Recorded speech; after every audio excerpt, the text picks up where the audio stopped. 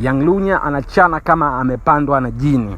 Hii yenyewe ameikili mzee mzima mwenyewe Max Cortez kwenye ngoma yake ambayo kaijibu ile ngoma ya GOAT freestyle ya mzee mzima baba Lunya. Yani kakubali uwezo kama mtu ambavyo huwa tunajua namna jini ambavyo linatisha. Ukisikia jini hilo wewe mwenyewe tunajua.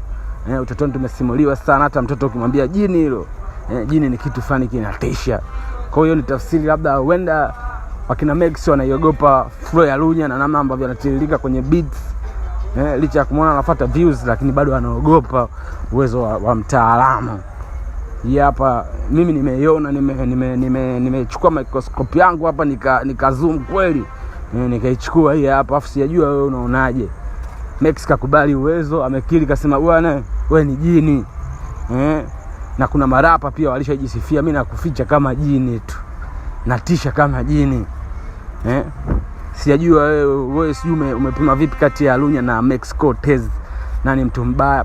Dondosha comment yako hapo, afu sisi tutadondoka nayo pia kwa namna yetu nyingine, tutapanguka tu. What's up booming up.